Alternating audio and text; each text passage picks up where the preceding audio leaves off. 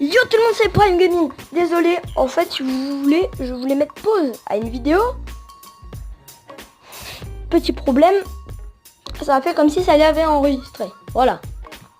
J'avais montré comment ce deck était plutôt puissant. Vous savez quoi, on va se la mater cette petite game.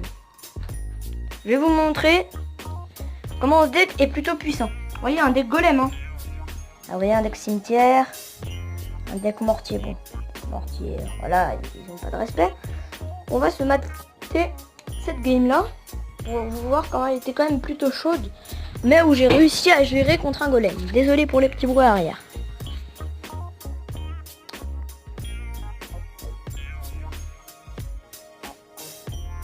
On me poser sa tombstone. Et en fait là j'avais fait ma carte pendant un moment. Voilà, là j'offense, enfin j'offensive, c'est ça que je voulais dire surtout. Là mon cochon va pas mettre de coups, là je suis bien dégoûté. Là la bûche qui va aller faire pas mal de dégâts. À mon humble avis, elle a fait pas mal de dégâts, hein. Vous allez voir que là, regardez la défense de choc que peut faire un simple petit golem de glace. Je me suis quasiment, avec un petit esprit de glace, avec 3 d'élixir, j'ai montré. Je crois un truc pas mal. Et là, vous voyez, à ce moment-là, je pensais qu'il n'avait plus, lui, d'élixir. Alors qu'en fait, il était à 8. Et là, pour lui, là, c'est la fin, hein. Il a du misclick. Il a reculé pour aller me buter ça, mais... Là, pour lui, là, c'était un petit peu la dèche, hein. Et là, c'est le petit squelette qui vient me fumer. Là, je vais prendre tarif, j'avoue. Mon deck n'est pas parfait. Aucun deck est parfait, de toute façon. Là, je vais essayer de défendre, sauf qu'en fait, j'avais oublié que les archers étaient tellement longs pour tuer un golem de glace, bah, que ça allait pas suffire, en fait. Parce que j'ai dû remettre un extrasorcier derrière. Golem de glace. Et là, son foudre, qui lui a coûté la game. S'il aurait touché mon extrasorcier, ça passait. Petit problème, il l'a pas fait. Ça lui a vraiment, pour moi, ça lui a vraiment coûté la game. Et là, zap fail. Voilà. Même si ça permet que mon extrasorcier émette un dernier coup à la fin. Voilà. Bon, là, je vous booste un petit peu, hein, parce que là, ça va être un peu long. Désolé. Mais à la base, c'était pas ça. Enfin, comment on appelle ça? Le programme de cette vidéo. Le programme, je vais vous le dire tout de suite. C'est un top. Le top, les 5 meilleures cartes. Non. Pardon. 10 meilleures cartes. C'est un top 10. Des meilleures cartes pour moi dans Clash Royale. Voilà.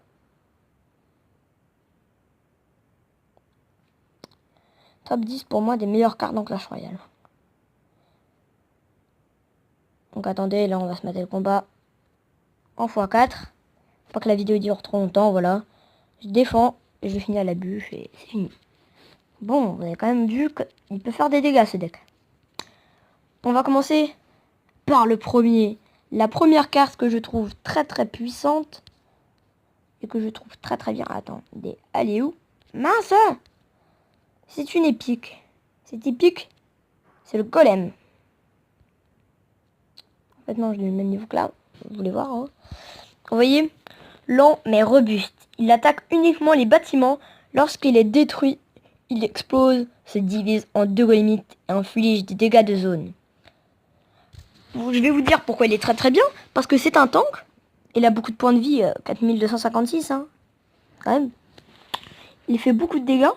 Il fait exactement le même nombre de dégâts qu'il meurt, quand il meurt. Il fait beaucoup de dégâts par seconde. Et après, il lâche des golémites. Vous imaginez? Ça fait très très mal, hein. Après, bon, le type que les bâtiments...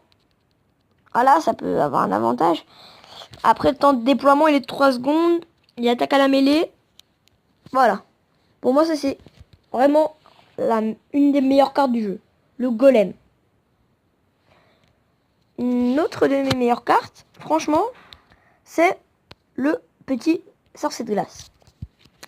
C'est ce que vous allez dire, c'est une légendaire. C'est normal qu'elle soit très bien. Oui, mais regardez. Ce magicien... Bon, c'est quoi? Tapez-vous la description, désolé. Parce qu'il a pas mal de vie. Il fait des dégâts aériens, comme le golem, j'ai oublié de le dire. Il a une frappe de 1,5, c'est un petit peu lent quand même, mais ça va. Il fait presque 70 de dégâts, donc 69. Il est air et sol. Après, il a une grande portée, c'est ça qui est bien. Il a une portée de 5,5. Vous voyez, là, comme il est comme ça, hein, voilà. Moi, c'est parce que je l'ai niveau 2. Et il fait 46 dégâts par seconde. C'est très bien. Et en plus, c'est son petit côté légendaire. What? Parce qu'il gèle. Vous voyez là-haut? Regardez. Vous voyez ça? Trop chelou. J'avais jamais vu comme ça. Ah oui, regardez, l'interface des cartes, il a été changé par rapport à avant. Vous voyez bien, avant, c'était pas vraiment comme ça. Avant, c'était... Ouais, ça a changé. Petite interruption. La troisième carte, plutôt, parce que c'est une fille. Enfin, ouais, des filles, plutôt, parce qu'elles sont plusieurs. C'est les archères. Je dis pas que c'est les meilleures cartes, hein. Mais je dis que c'est des meilleures cartes quand même. Pas beaucoup de points de vie. N'oubliez pas la description, la description de la troupe. Hein. Désolé, ça je dois vous la laisser. Elle a une frappe plutôt rapide. Elle fait beaucoup de dégâts. Enfin, pour des petits archers qui coûtent que 3, 95, c'est plutôt pas mal. Bon, elles ont pas de vie. Elles ont une portée et en plus elles sont 2. 95 x 2, s'il vous plaît. Ça fait, mince, moi-même je me rappelle plus. Je manque pas ma prof de maths qui regarde ma vidéo. Hein. 170 de dégâts.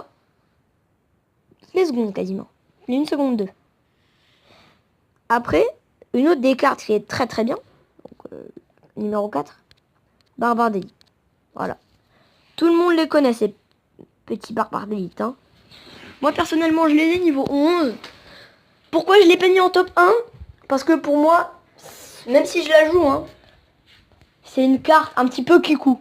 Parce que tu les places, t'as juste à mettre ça avec un rage, des flèches ou des trucs comme ça, puis ça passe, voilà. Je trouve ça quand même un peu kikou. Même si je les joue. C'est un peu chiant, voilà. Parce qu'ils font beaucoup de dégâts. Ils sont très rapides. Ils se déploient très très vite et ils ont beaucoup de vie. Mettez la description. Voilà. Là, ça fait déjà 5 cartes. Après, là les gars, par contre, il faut que je fasse vite parce que j'ai un temps limité. Le chevaucheur de cochon. Parce que il a même plus de vie qu'un barbare d'élite. Ils sont 2, c'est pour ça qu'ils sont très très puissants. Il fait quand même 264 de dégâts. Pour aller finir des tours, car il attaque que les tours. Pour aller finir des tours, vous mettez ça dans le coin, comme vous avez vu normalement dans la game. Et tout, boum, plus de tours. Parce que les 200, en plus il est très rapide. Donc, franchement, voilà. C'était le 6e ou le 5e, je me rappelle plus. En très bonne carte. Enfin, la 6 ou la 7e. Que j'aime bien, même si elle est sortie il n'y a pas très longtemps. Le gang de gobelins. On va se le mater comme ça. De toute façon, c'est pareil. Sauf que là, on voit les trucs verts et c'est chiant. Bon, voilà.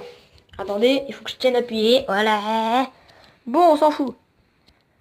En fait, pour même plus faire la description.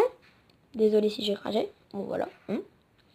Temps de déploiement 1 seconde. Et en fait, vous avez juste à associer les points de dégâts plus les points de vie de ça.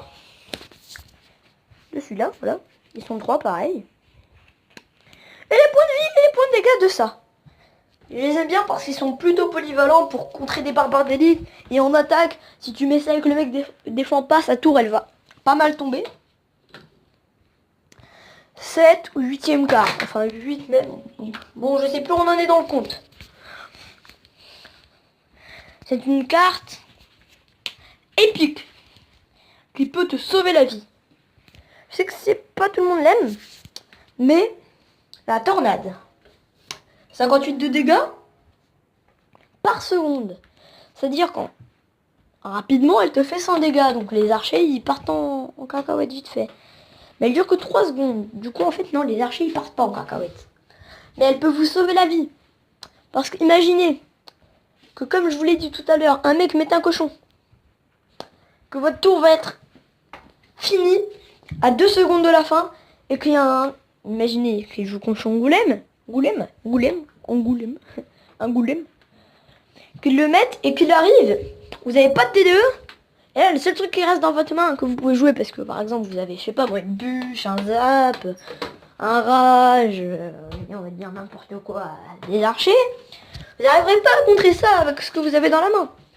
Le cochon il va arriver, il va mettre un coup et après il va vous défoncer. Par exemple s'il met des barbares derrière un golem, il le défend. Là vous mettez votre tornade et le cochon il se fait arrêter. Tout simplement. Tout simplement. Le cochon il va arriver, je vais te casser ta tour et après je vais te casser la troisième. Comme ça il y aura 2-2 et après je te fais un 3-2. Eh ben non mon pote, parce que moi j'ai une tornade à la fin. Voilà. Ouais, 8, 9e carte. C'est quoi, je vais quand même en faire encore 2. Une carte très très puissante. Très polyvalente, franchement, la mousquetaire. Niveau 7, hein, voilà. Voilà, plutôt des points de vie. Enfin, plutôt 588, 98, pardon. C'est pas tant que ça. Mais bon, elle fait très très mal. Parce qu'elle se fait pas one shot par une boule de feu. 598 alors qu'une boule de feu elle fait que 572. Du coup elle survit. Elle a 1,12 secondes de frappe. Donc c'est plutôt rapide quand même. Et elle te fait du 176 de dégâts. Donc vous mettez une mousquetaire dans le corner, vers le corner.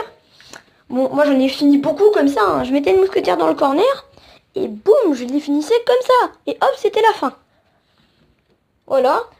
On aime beaucoup cette mousquetaire aussi parce qu'elle a beaucoup de portée. Ça c'est très intéressant. Et désolé hein, ceux qui le font. Mais si vous voyez une mousquetaire qui arrive et que vous la défendez pas, bah c'est un petit peu bête quand même. Parce que la mousquetaire là, elle va vous gratter 500, 600 points de dégâts faciles. Hein. Je dirais même 700-800 même. Voilà. Dernière carte, c'est un sort.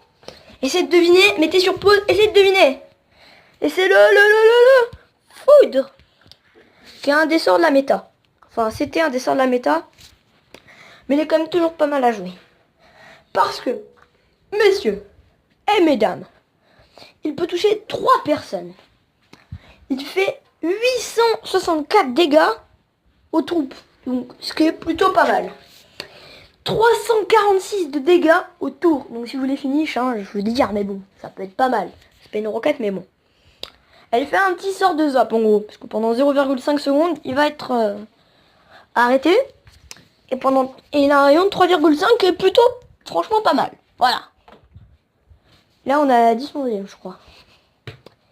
Imaginez, comme je vous le dis, moi je dis toujours imaginer, il y avait un sorcier de glace, électro-sorcier, qui défend vos barbares d'élite. Avec quoi d'autre? Avec, je sais pas quoi moi. Un golem de glace. Donc ils sont au milieu. Vous pointez les trois ils meurent. Et vos barbares d'élite, bah ils vont aller taper ou votre cochon. Voilà. Voilà les gars, c'est déjà la fin de cette vidéo. Oui, je sais. Oui, tchuss les amis et j'espère que vous avez bien aimé cette vidéo. N'oubliez pas de lâcher le pouce bleu, de vous abonner si vous avez envie. Pour voir plus de contenu. Enfin, mon contenu. Un petit peu drôle des fois dans certaines vidéos. Enfin, je trouve, personnellement. Je me trouve drôle, voilà, et alors. Avec Father Tag. Et n'oubliez pas de lâcher un petit commentaire, voilà. C'était Prime Gaming. Tchuss.